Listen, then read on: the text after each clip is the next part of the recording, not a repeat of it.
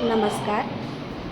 क्षितिज सामाजिक संस्थेद्वारे आमच्या मूकबधीर निवासी शाळा सावनेरच्या मुलींना MC काळामध्ये कसं राहायचं, काय खायचं याच्याविषयी वेगवेगळं मार्गदर्शन करण्यात आलं. आम्हाला जेव्हा पाळी येते तेव्हा आम्ही व्यायाम करायचा कंटाळा करतो, आराम करतो, खायचा कंटाळा येतो. पण आज मॅडमनी सांगितलं की जेव्हा MC असते तेव्हा आपण वेगवेगळे सगळे कामं हॅपीली करू शकतो. आता मी पुढे MC असताना कंटाळा करणार नाही. त्याच्यासारखंच खाताना जेव्हा MC असते तेव्हा मीठ कमी खायचं, खूप तिखट खायचं नाही.